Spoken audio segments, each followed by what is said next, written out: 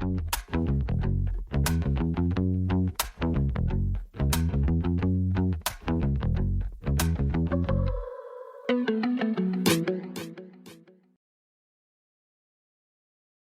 my name is David Oles, and I'm your co-host for Mississippi Happenings.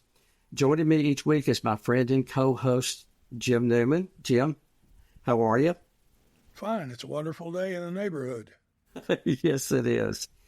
As you know, most of you know, we focus a lot of attention on public education, health care, our prison system, the Department of Corrections, voting rights, and Mississippi taxes. We are especially pleased to have with us one of our members of the House of Representatives, Representative Justis Gibbs. He serves as member of the House of Representatives for the 72nd District, and he has recently acquired this position in 2024. He is also a graduate of the Harvard University and the Mississippi School of Law. So, Representative Gibbs, thank you so much for being with us today. We know that there's a lot of happenings in Jackson, and we do appreciate your service to all Mississippians. David and Jim, I just am thrilled to be with you guys today, and grateful for the invitation. This is not my first time meeting you all or getting acclimated with you guys, but my first time on the podcast. So I'm glad to be the next guest on Mississippi Happenings. We're glad to have you. Yes. Taxes seem to be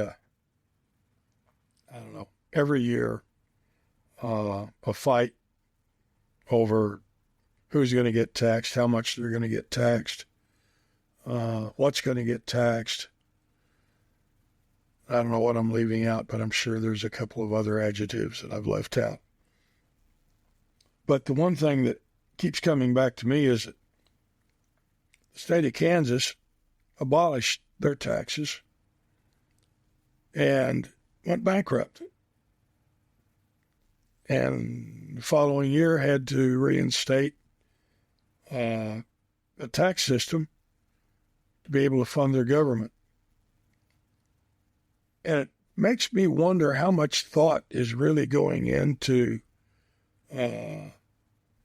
Governor Reeves wanting to eliminate the taxes entirely, because it seems to me if he eliminates the taxes, what's going to happen is that the taxes are going to come back to the counties to raise or the cities to raise, and it's not going to be equitable throughout the state, because we've got counties that have large tax bases and we got counties that got small tax bases, just as like we got schools. So what is the justification for lowering the taxes and eliminating them entirely? Well, the justification, as you know, Jim, is coming from the party that holds the supermajority in the legislature. Their justification is that they are hopeful that it will lead to more corporate investment and more corporate entities from moving to the state of Mississippi. They have also campaigned and have formulated a narrative to their voter base about what great things will happen when they don't have to pay state income tax, i.e. not having to pay that out of their paycheck. The concerns that you have brought up are similar to the concerns that I have about the complete elimination of the state income tax. These are some of the conversations that we are having in the legislature. As a matter of fact, Jim, the minority leader, I just left a meeting where he talked about how a portion of the bill would generate $400 million to go to our Department of Transportation as a way of luring people to support the legislation. But we have seen in the history of the state where when we are in a shortfall, when we are constrained, money that is supposed to be allocated to help with roads and bridges or our Department of Transportation has been taken out because we need that money to stay afloat. So, listen, we understand what the bill is intending to do, and he has served in this legislature longer than I have. There's other members who have served longer, who has been a part of negotiations with the previous speaker and the previous tax policy. This is something that is definitely concerning to me in regard to what we've seen happen in other states, which is what you brought up in the state of Kansas.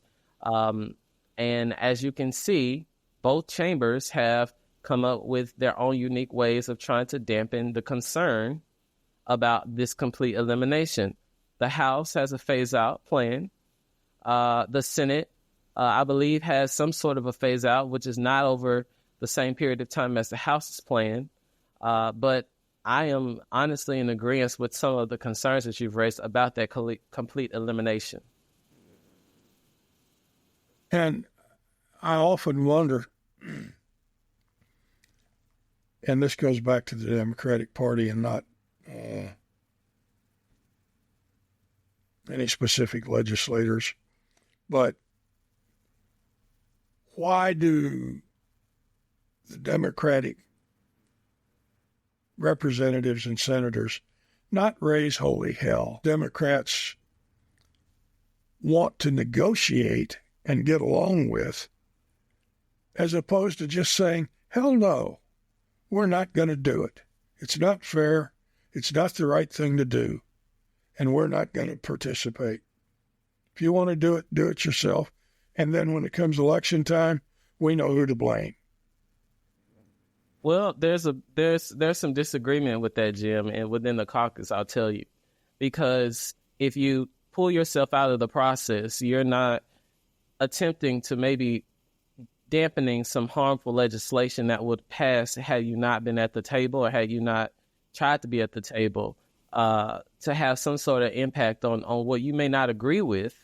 But if you can make it a little bit better, if there's something that you can do to where it's not as harmful to Mississippians as a whole, knowing that we have a supermajority, as you stated, knowing that it's going to eventually pass because we know how to do addition, and we know that the governor is hell-bent on signing this. I don't believe that my job is just to simply go up there and just to say, hell no, if I have relationships that I have tried to build to where people will actually take some of my concerns into consideration and hopefully amend parts of the bill that they will be amendable to. So there are some legislators who agree 100% with what you're saying. Just say hell no, raise hell, speak out against the bill, trash it, and let it pass and move on. And then there are others who have opened partially a door with leadership and people on the other side of the aisle because they're not being as angry or aggressive about how awful the bill is.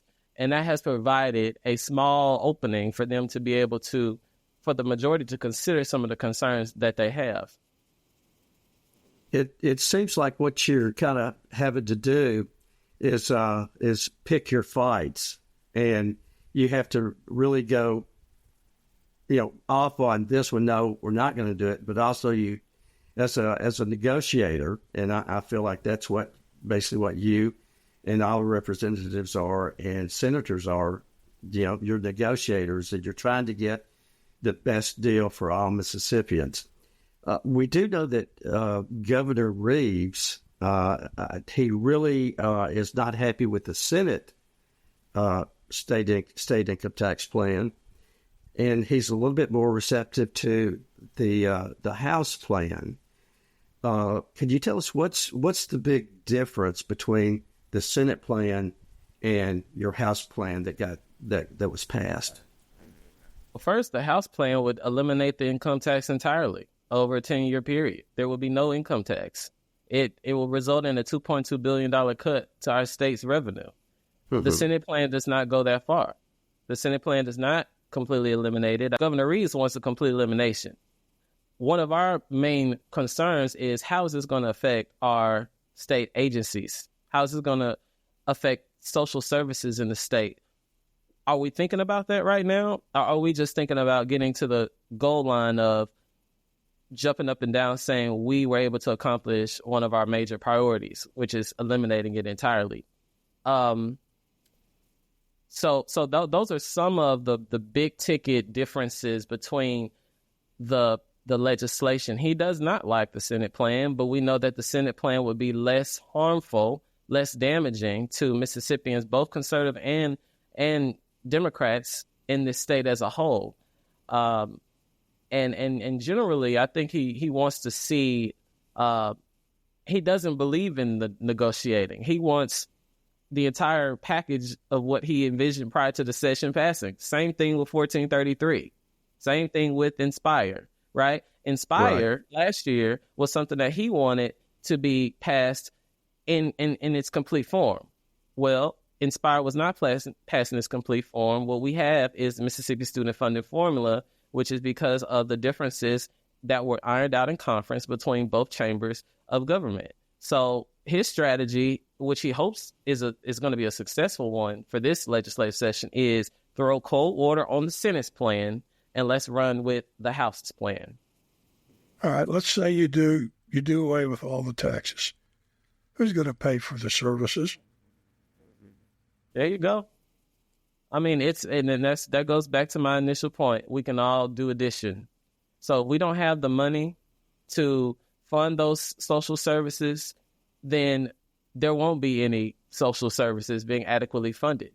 What I think that we need to focus more on is putting that in black and white on paper so that legislators who are having questions in regard to it can actually see it written out to understand what would be the percentage of each department that would be weakened because of passing this big piece of legislation. But there are also aspects of the tax bill that people like. There are aspects of the tax bill that people in my community like. So when I go to a homeowners meeting, Jim and David, people are talking about the fact that we promised when we ran for office as Democrats to help the PERS system.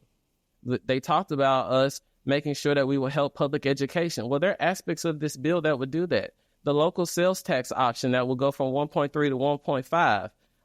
And it would add almost $45 million in tax revenue for the city of Jackson. Well, one of the main concerns that people have here is every time they call their city tells them, well, we've documented the issues that you want us to come fix, whether it's a pothole or your street, but we don't have the revenue to be able to fix it efficiently and quickly. So there are aspects of the bill that folks in my community, District 72, a very educated community, they do their homework. When I go to a homeowners meeting, they come in with the bill printed out and it's highlighted. And they say, Representative Gibbs, this is your mailer. And your mailer says that you are going to help the PERS system. This bill speaks about how it would invest $100 million on an annual basis into PERS by utilizing the funds from the Mississippi State Lottery system. And we know that the EEF fund, the Education Enhancement Fund, has operated inefficiently. And so maybe this is a better way of trying to fix that problem. So what I'm saying is, as legislators, we have to identify the pieces that are going to be harmful, but we also have to explain to our constituencies, see our constituents, and understand what their true concerns are and make sure that they're heard. My vote on this bill was a present vote, and I stand behind my present vote because of the aspects of that bill that my homeowner presidents and homeowners have brought to my attention. And they're right. But again, these are the strategies that the supermajority will utilize so that they can have better numbers in terms of passage. You brought up two interesting topics. PERS, which is, and correct me if I'm wrong, that's the Public Employees Retirement System. Yes, sir. Okay. Tell us just a little bit about that, and then I think Jim's got a question when we get through that. But tell us a little bit about what's going on with PERS. Yeah, so we're in a long-standing situation now where we're wanting to make sure that PERS can stand on its own, that there's going to be enough money and to be able to afford those who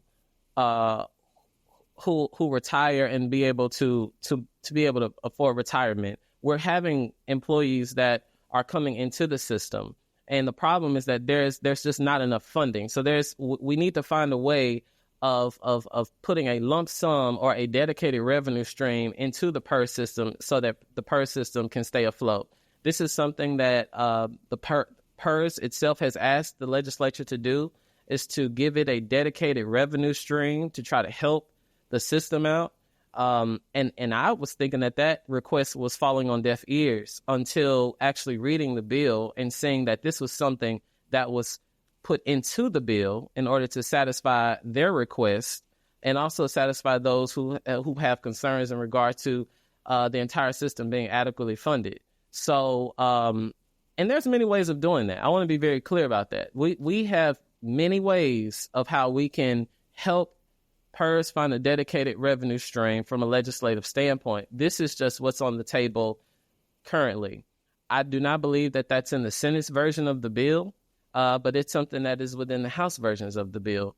And this is, again, another tennis ball that we're juggling throughout the entire process. I can't get to a yes because of what Mr. Newman has stated, which is also a major concern of constituents in my district. What happens when we completely eliminate the state income tax? And what we can't do is say, well, it's going to be, it's going to wean itself off in 10 years. And we always have the opportunity to come back and revise it. Well, how often does that happen? How often does it happen? I mean, if you look at MAEP, if we just take that formula, for example, well, how often did it happen? It happened twice when it was actually fully funded in a way in which the bill stated that it was supposed to be fully funded. So we can't put our trust in this idea that, well, we could just come back to the table, which is why this is so consequential. Doesn't part of that bill allow counties to raise property taxes? The House version or the Senate version? The House version?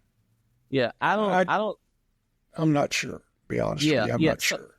So that is another concern. Representative Chuck Taylor actually brought that concern up on the House floor and did not get a clear answer. I think that it has the potential of raising property taxes, but when it comes to the obligation that is put on those counties, they're making it clear that this is an opt-in or opt-out in terms of the local sales tax. I don't view it as such. I think that everybody is going to opt in. It's designed to where if you want to have revenue, if you want to have a benefit, you're going to have to opt in. So it doesn't seem to be an option, for me. I think everyone is going to want to opt in regards to that provision of the piece of legislation. And of course, I'm sorry I did not mention the 5% flat tax on retail fuel sales. And that's the stream that will go directly to the Department of Transportation, the $400 million that will be generated from that flat tax. I've been told, and I've done some research on the fact that ours would still be lower than the region that we live in terms of what other neighboring states are charging.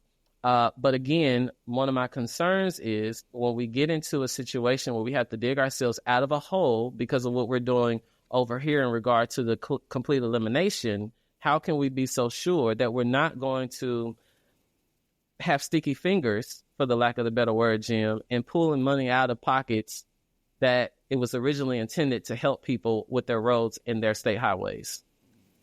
That gasoline tax, we've had the lowest at 18 cents, and like you said, it's going to go up if this passes by 5 cents. So we'd have a 23-cent gasoline tax per gallon, which still would keep us close to the bottom. Yes, sir. Yes, sir. But we have to do our role in thinking proactively, thinking about the future of what this could do with our entire budget.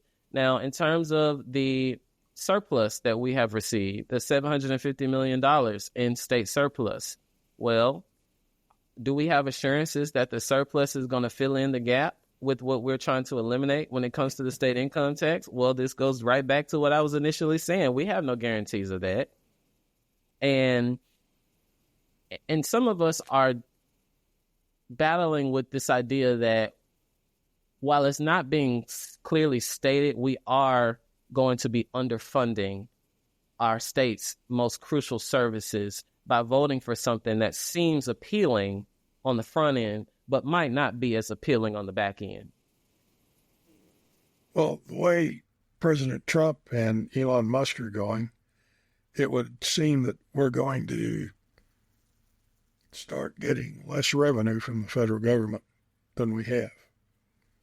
And as we cut taxes, get less money from the government, I could see us getting in some really not so pleasant situations where we're not looking out for the welfare of our citizens. We're just trying to make ends meet. And we're not able to. That's Representative Gibbs, I'm sorry, go ahead. Go ahead, David. I agree. I agree. And I also agree in regards to what we're seeing happening right now on Capitol Hill in regard to the Medicaid cuts. You know, I agree when it came to the debate that happened last year.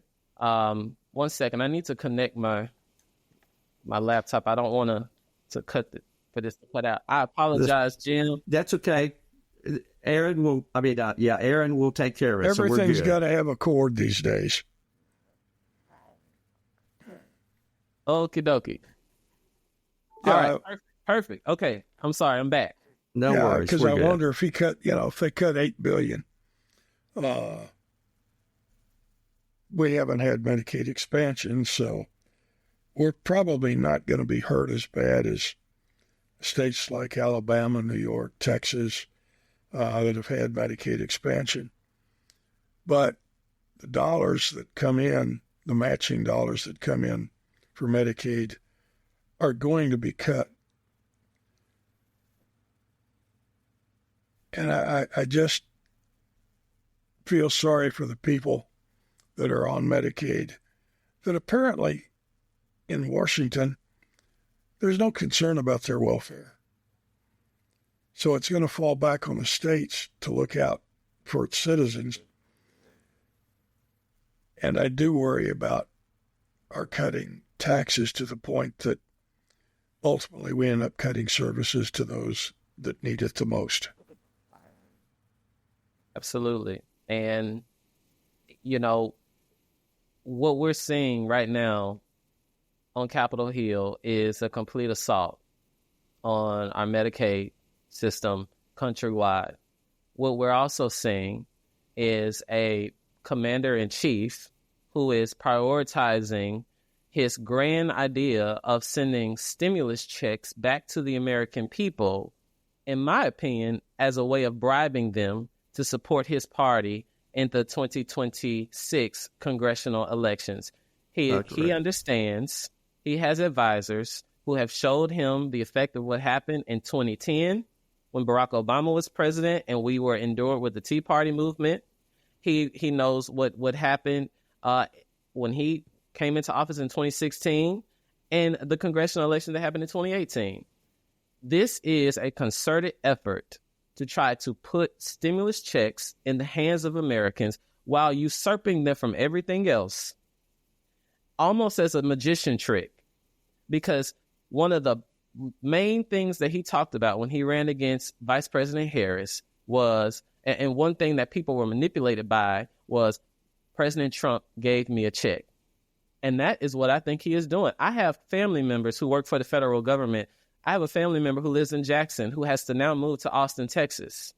I have a family member who half of her department in the VA got an email asking them to give them 5 things that they did in the office or they will be let go, while the other half didn't get an email at all. And they're scared to death because they didn't get any email, but they're thinking that they're going to be let go.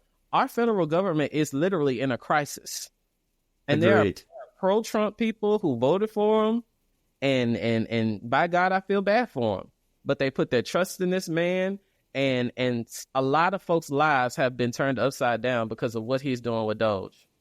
Yes, and we're going to get a check for $5,000, and it's going to. And one of the things that's so interesting is the checks that we got before they were signed by Donald J. Trump.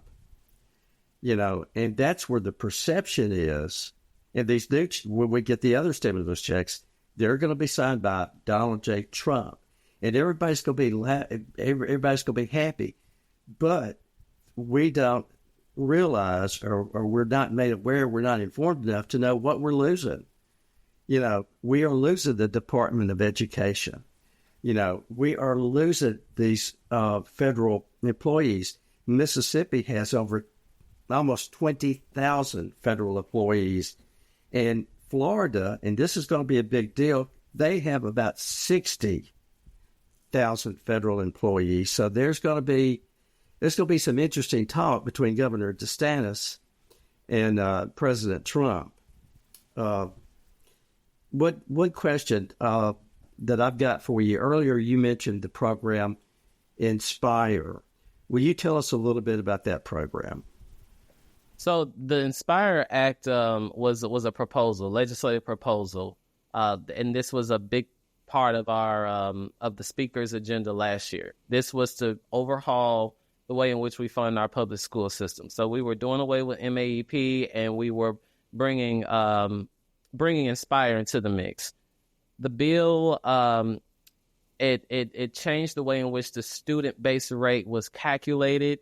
And increased the amount that we would put into the student-based rate, and the weights that were added on top of that. There were weights for different categories. For instance, English-speaking learners. For those school districts that had a certain percentage in regards to poverty level, there were weights that were added on top to where we were able to see a very broad list of what individual school districts were receiving had MAEP been fully funded, which it had not been, versus what Inspire would have done.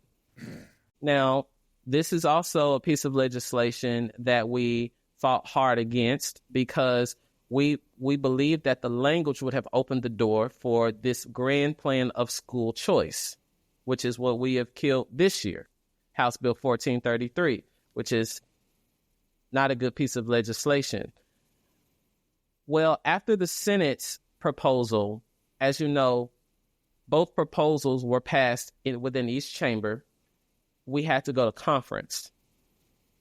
Within conference, there was an agreement made by both chambers, and the result of that is the Mississippi student funding formula that we have now that adds over $200+ million into our education system here within the state of Mississippi. So sometimes we can get a little confused about the title. It's meant to try to attract people to the bill. It's meant to give buzzwords to the media and to the press. But we now have what is known as the Mississippi Student Funding Formula that has put more money into public schools. Jackson Public Schools that I represent has seen over $18+ million infusion in its annual funding, which they have contributed towards teacher pay raises as well as infrastructure upgrades. And Madison County Public Schools, in all fairness, did not see anywhere near the type of increase that JPS saw.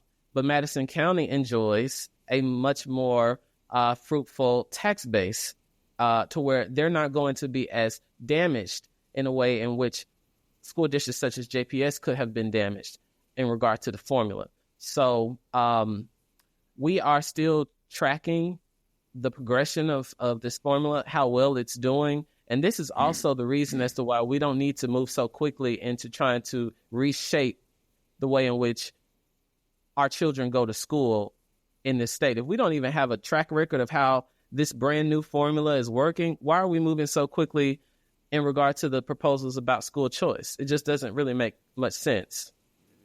And also from what we're seeing, and we love your thoughts about this, it appears that money from our public education system, the tax money for our public schools, they are being funneled to school choice.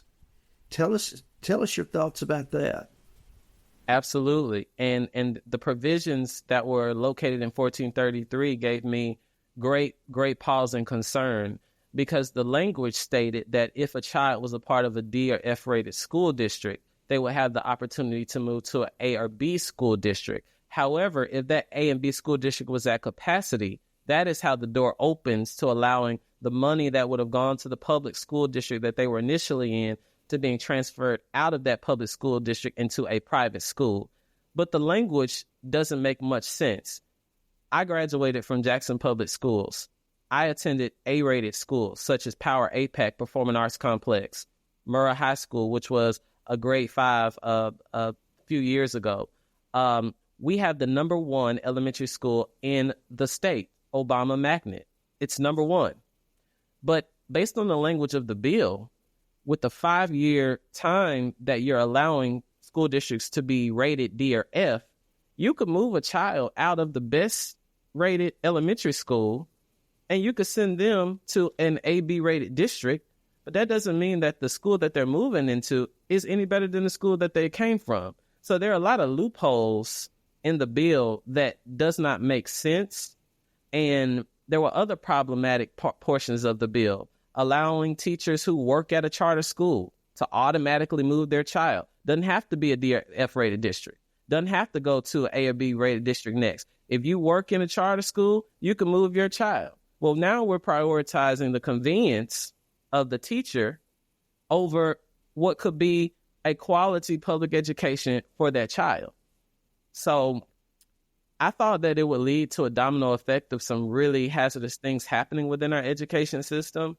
MAE, the Parents Campaign, and a whole host of others stood up and fought this bill vigorously, as well as those on the Education Committee, which I serve on. And I'm glad that we were able to defeat that this year. Good. Congratulations. Sorry, I'm passionate about public schools. I'm a K through 12 graduate. It's just the bread and butter. Well, it is. It is. It's the future of our state. And I don't care honestly, I really don't care whether they're immigrants or, we've got to have an educated population, a well-educated population to attract industry. And the only way that can happen is to have an educated public. And I think you're right on, Representative Gibbs. Hold tight. Don't lose it. That's it. We had the opportunity to interview Nancy Loom with the Parents Campaign, and also we interviewed Erica Jones, director of the Mississippi Association of Educators, and they both share your passion for public education as well. And so it was good to talk to them and get their thoughts on that. Let's talk a little bit. We kind of switch gears a little bit, but still going back to taxes. We know that Mississippi has the highest tax rate for groceries. Let's tell us a little bit about that, Representative Gibbs. So we do. And both proposals from the House and the Senate plan on reducing the tax that we have on our groceries. But if we're allowing the local sales tax option that will rise from 1.3 to 1.5, if we're allowing that tax to also apply to groceries, I mean, how much of a reduction are we really seeing? Do you see what I'm saying? So again, when you are campaigning and when you're pushing the narrative about we're reducing the tax on groceries, we kind of need to be a little bit more transparent about what are people going to see when they're actually checking out of the grocery store. When they get their receipt, do they see any effect? So that is what makes this bill so convoluted, because there are cities, municipalities, who see the fact that this can generate additional funds for their city to spend, and they say, well, this is an attractive piece to it. Well, if that's an attractive piece to it, then we need to be a little bit more honest about the piece regarding the grocery tax. It's almost like you're just shuffling apples into another basket. Gotcha. I like your analogy on that. We're taking it out of one, like you say, taking it out of one basket, put it in the other. But at the same time, we, the taxpayers, are left holding the basket. Right. And there might be a reduction, but based on the way in which the bill is written, it's not going to be as clear cut as it's being explained. Do you think that Governor Reeves will call a special session regarding the tax proposals? I think it's a possibility.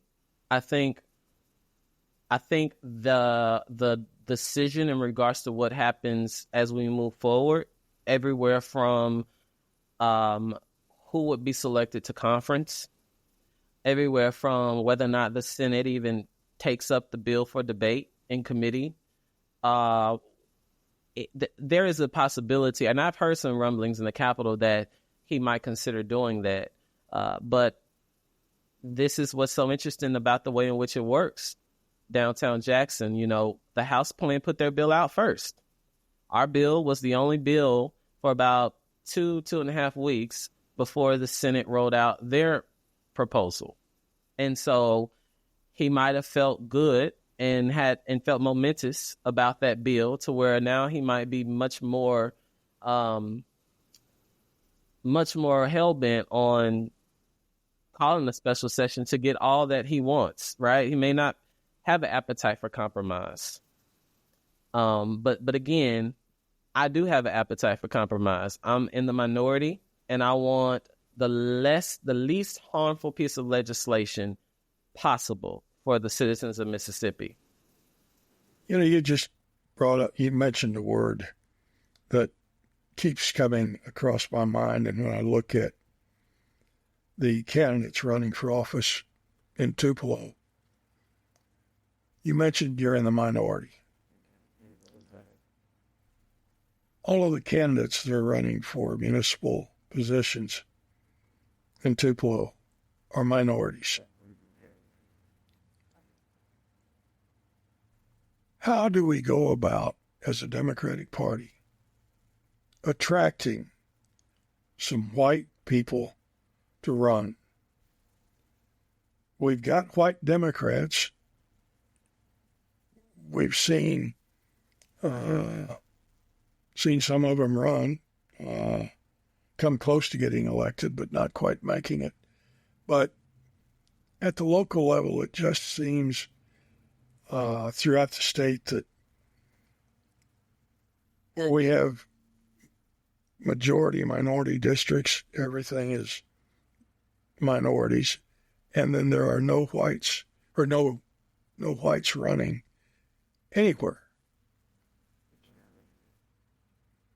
You got any idea how we can address that or what we might do? I know I don't know if there is an answer, but if you got any thoughts, I'd appreciate them. Well, Jim, let me start here. My first thought is that I think part of this has been very deliberate. Take the House of Representatives, for example. Today, we have one white Democrat. That's Bob Evans. We just lost a Democrat who is right to the north of me, Tom Miles, I believe is his name, who was serving due to redistricting. We have lost a handful of white Democrats that served in the House that made the Democratic Party, much more diverse. As you guys know, you all have been very aware of when Democrats were switching to the Republican Party for advantageous reasons throughout the Barber administration. The reason why I say that is deliberate is because, unfortunately, we found that one of the best weapons in order to win or to receive what we want in this state is to use the racial stick. Democratic Party now in the legislature is almost entirely black, while the Republican Party is almost entirely white. And I agree with you, we have to now start moving, we have to start changing that reality to get back to where we see representation from both races. Because I think it can manipulate people in terms of what party they think they need to support, what party they think is going to see them more than how the other party sees them. The Democratic Party, as you all know, I call it the party for working class Mississippians. We care about our middle class. We care about our working class, and we understand the historic, the history of this state and how our history has to shape where we need to go. That is not the story of what the Republican Party is pushing.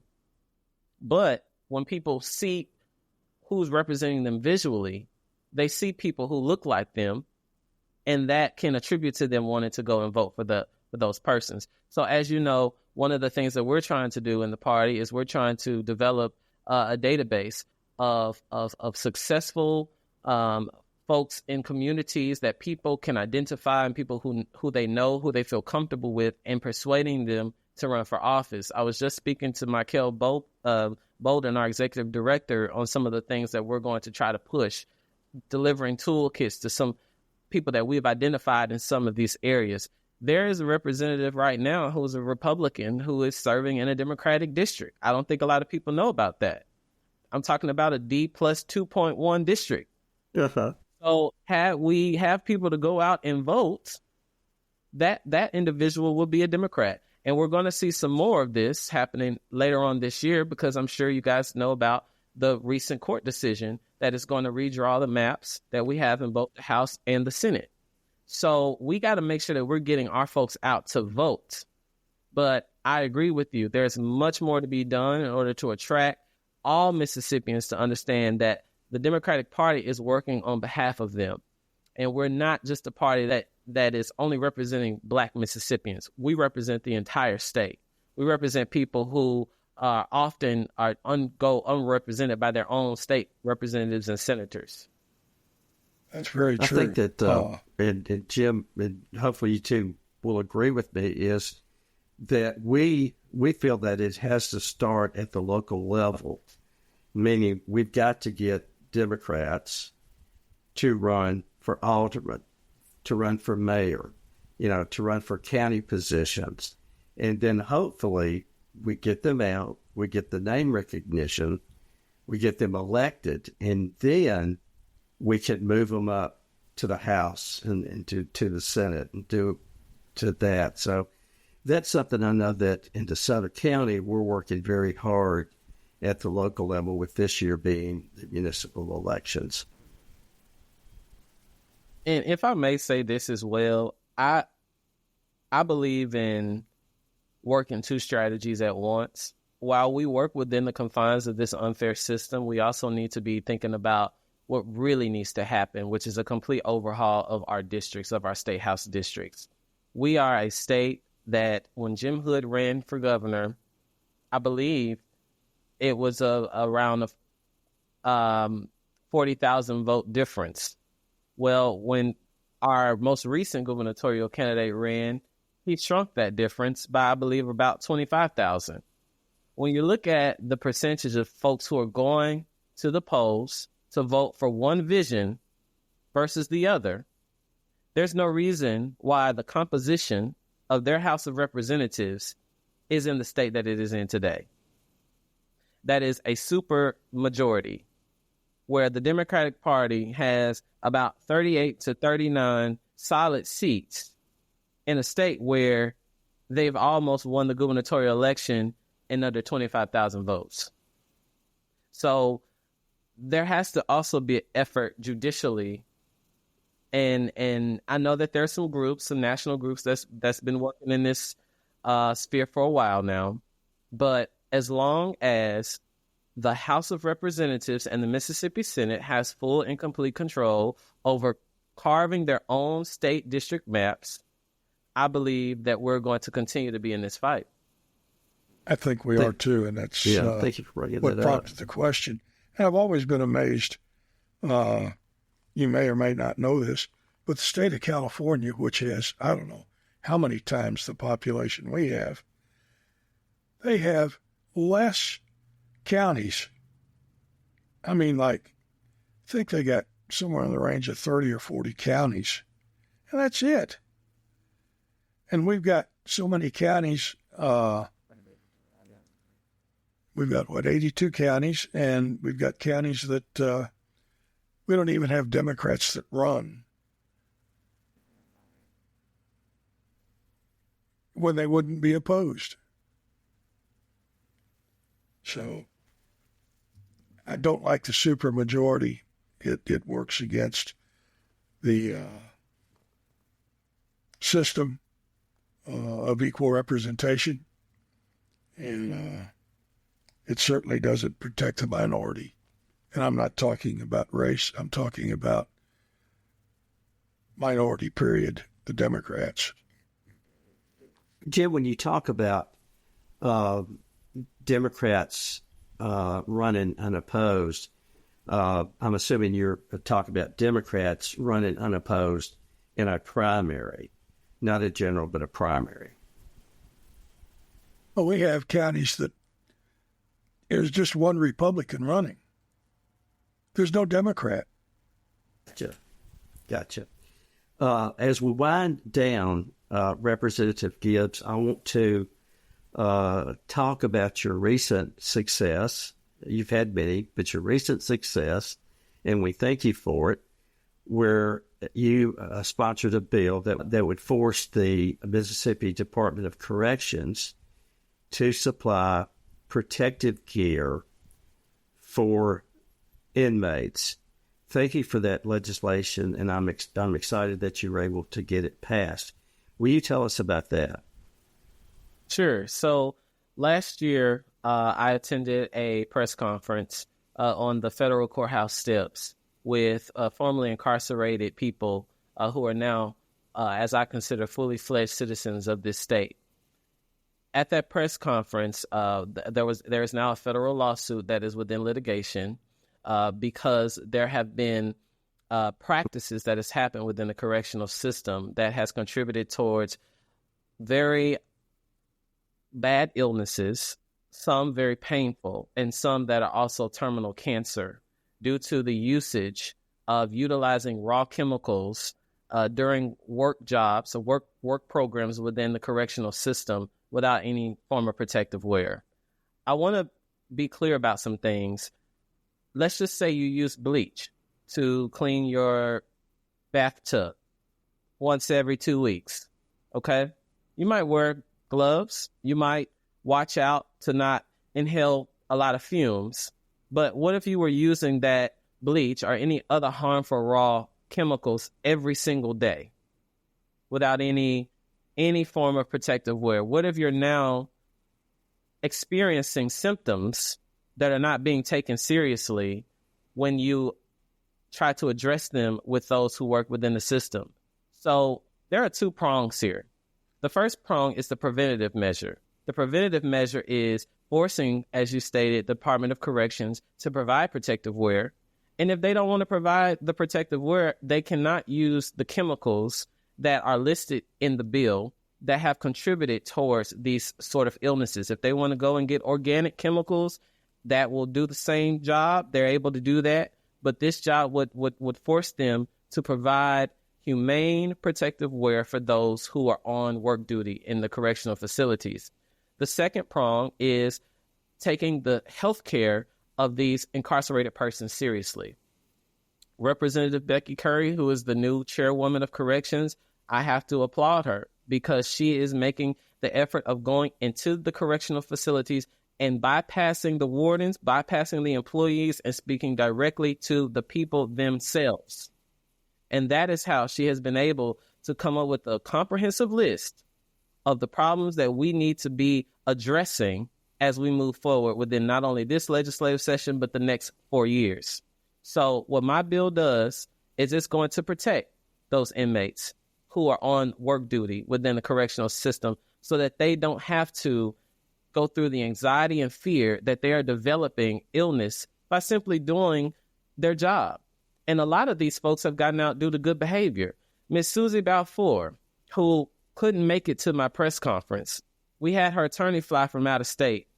Well, she's undergoing very harsh chemotherapy at this point because she does have terminal cancer as a result of using these chemicals. I met a gentleman who had 2 brain surgeries due to exposure because of him utilizing the same chemicals in the department. So we are speaking up for people who don't have the capacity to speak up for themselves in places like the Mississippi State Capitol, to say this is just one of the many things that we need to do to protect these incarcerated people and to make sure that they're being treated like human beings. Now, will this bill apply? Will this bill also apply to the correctional facilities that are privately owned? Any facility that is under the Department of Corrections. So from my understanding, those privately owned facilities are still under the confines of the Department of Corrections. I don't think that they are a separate entity, but we do have correctional systems, facilities in the state already that do provide some sort of protective wear. The problem is that it is not codified into law. We have those correctional facilities that are not doing this practice. So this would make sure that across the board, regardless if you're transferred or regardless of where you are within the state, you will have protective wear.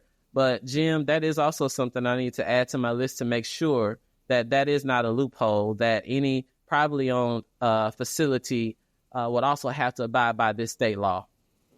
This is a really good step towards the treatment of prisoners. A good friend of mine, Caleb Badillion, writes for the Marshall Project and has been doing a series on the jails in the counties and having public defenders. And it's my understanding that right now, not every county has a public defender, and an attorney may be appointed by a judge. But once he has made his appearance, the attorney no longer has to take care of him. So I really applaud you for this. I think we're working in the right direction towards taking care of people. And just because you happen to be in prison or a prisoner, you're not any less important to God or to mankind.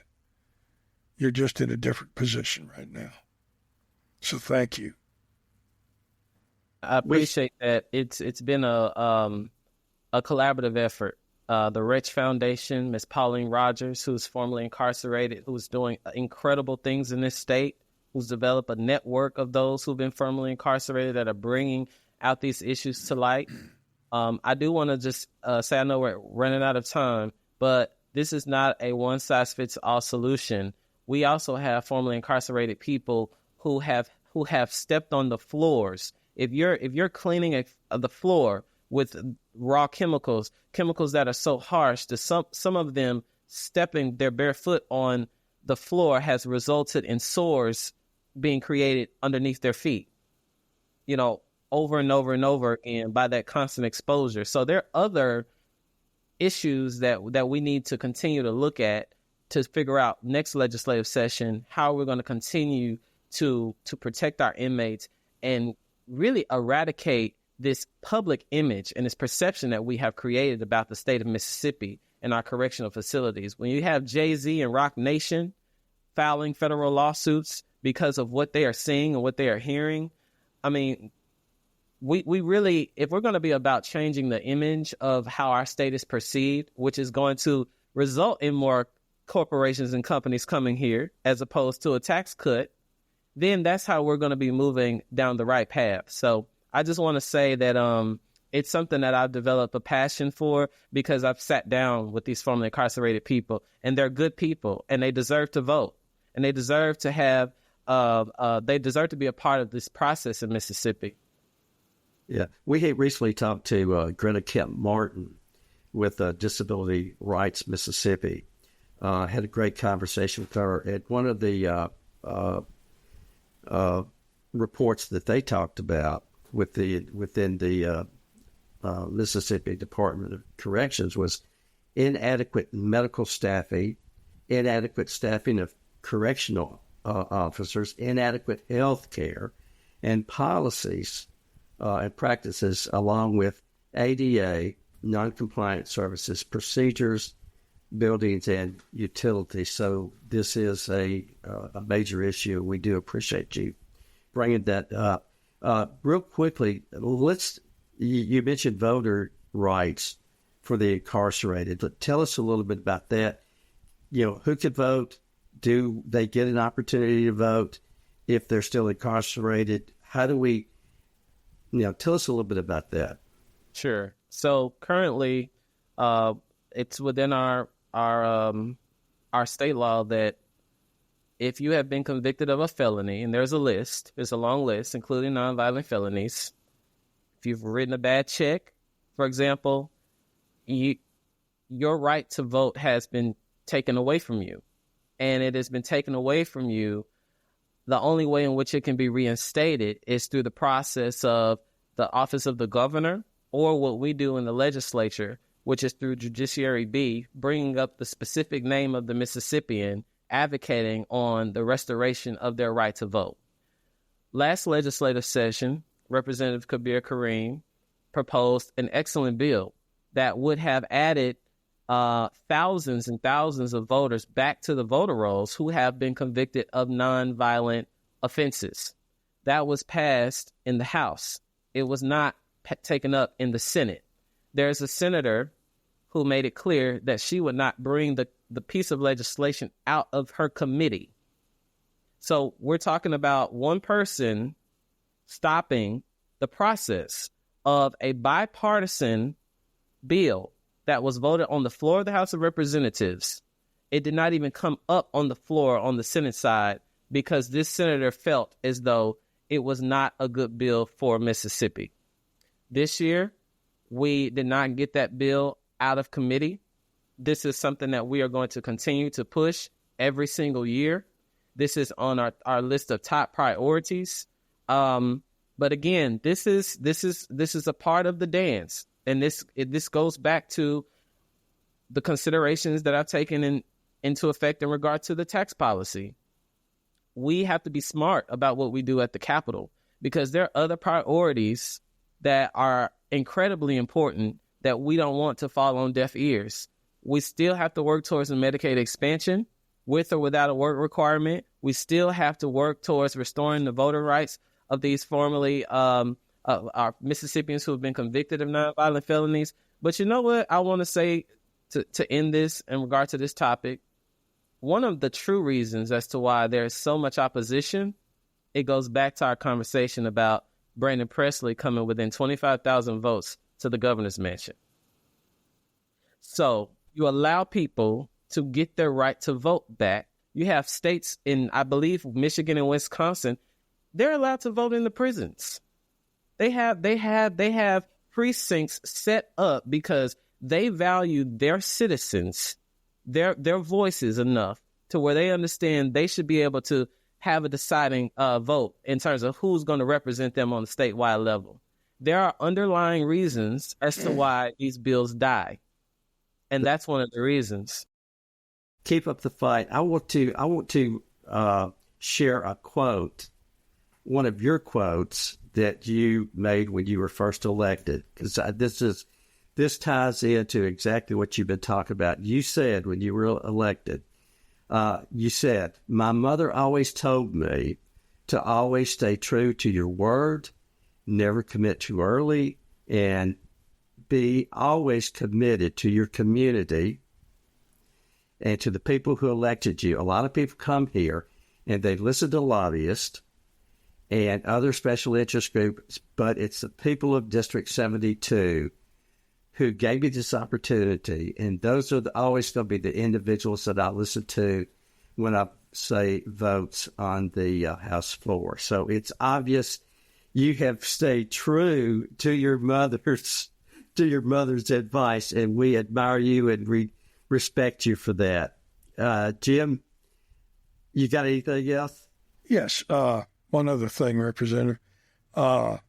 Is there any effort going on to revise the state constitution so that we have 4 congressional districts instead of 5, and then the ability to restore the initiative petition free of any encumbrances?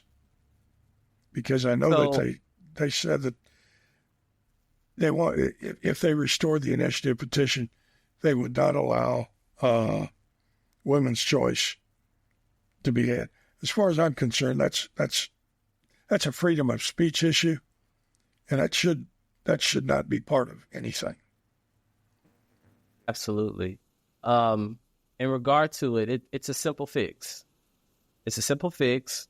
It's something that could come up by a special session tomorrow if that was the governor's appetite to simply revise the language.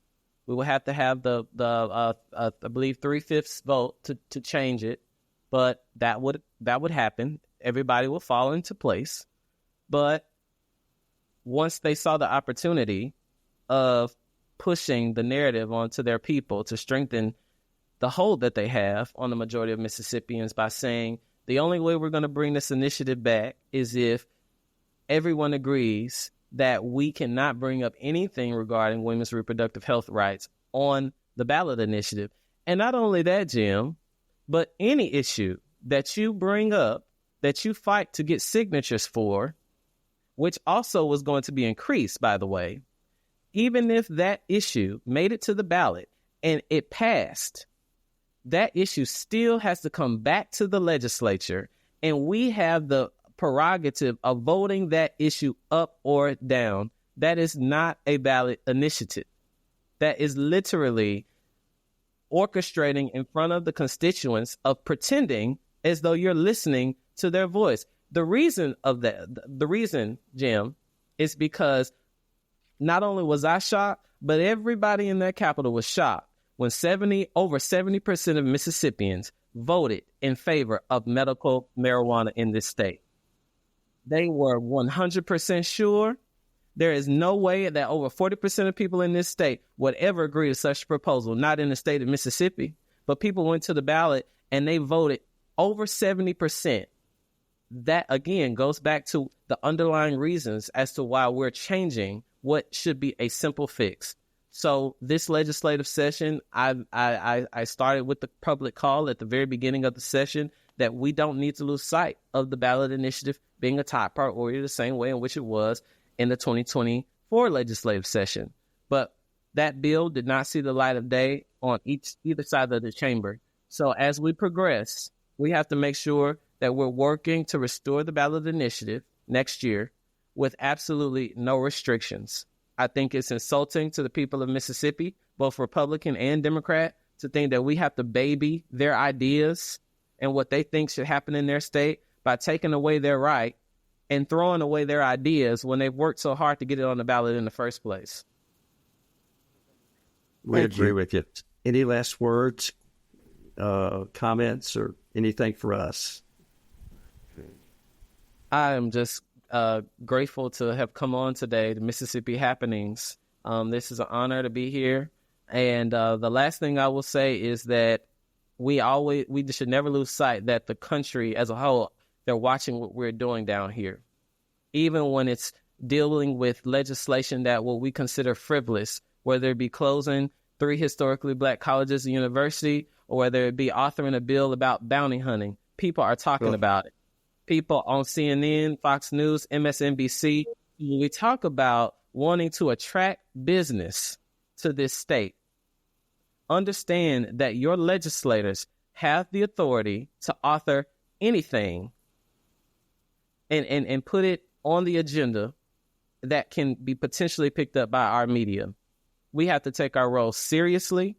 I will not be authoring any legislation that I don't think could actually see the light of day. I take my job very seriously, and I don't believe in putting people through anxiety for fun, because That's similar to what happened last year with the closure of the universities and colleges. We knew that the bill was going to die, but what did that lead to? That led to anxiety and fear amongst Mississippians, and we could have avoided that. So I thank you again for allowing me on. I could talk for another hour, but maybe I can come on next time. We would love to. This would be great. You've done a great service to us, and you've done a great service to Mississippians, and a great service to our listeners and our viewers.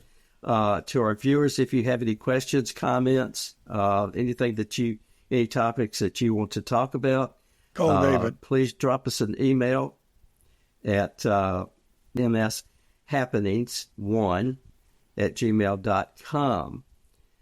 Jim?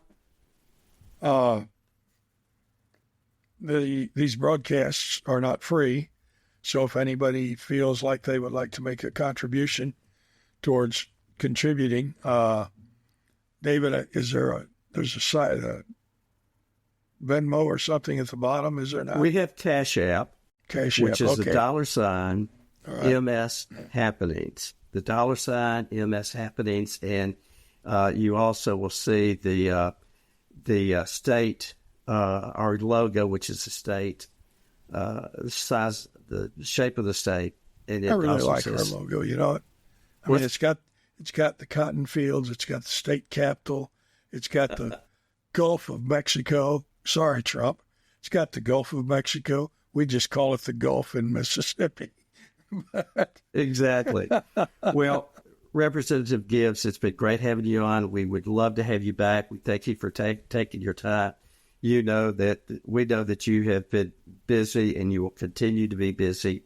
And best of luck. And we so much admire you as a person, and we admire and respect you for your passion that you have for Mississippi. As always, may we never be indifferent to the suffering of others.